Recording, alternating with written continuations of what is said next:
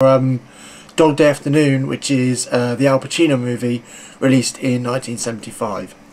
I wanted to do a review of this because I don't think enough people really talk about this film, or I just want to basically share with people what I think of it and some of the new people that may not watch movies from the 70s or the 60s. Basically, Al Pacino plays this guy who breaks into a bank and robs it, and you kind of get a standoff between him and the police, and that's the entire premise, kind of the set of the movie, really. But it's what happens within that makes it such a good film. Basically, Al Pacino it's revealed.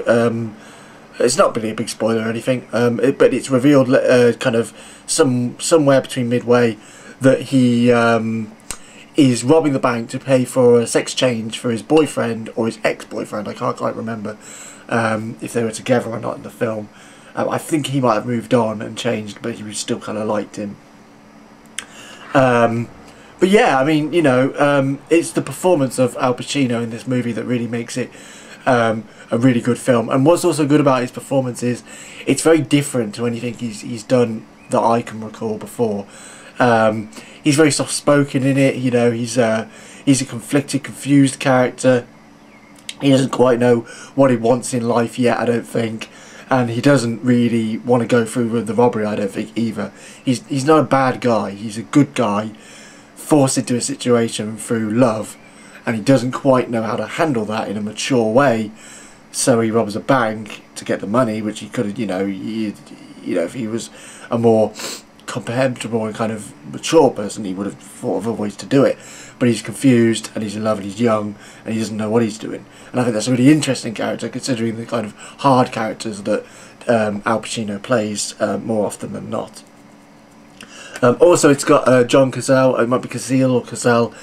Basically, he unfortunately died quite early in his career, but he did like 5 amazing films. He did like The Conversation, The Deer Hunter, the 2 Godfather movies, and this one. So, you know, unfortunately he died, but I mean, with a CV like that, I mean, that's a great CV for anyone. You know, what a great set of movies.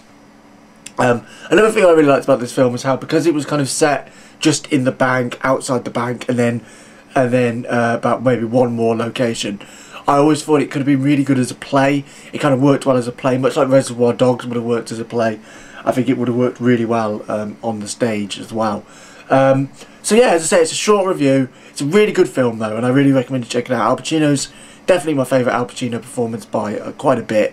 And I think, you know, if people are looking for a different Al Pacino movie, or looking for a 70s movie that's kind of easy, just kind of soft in a sense, it's not particularly violent.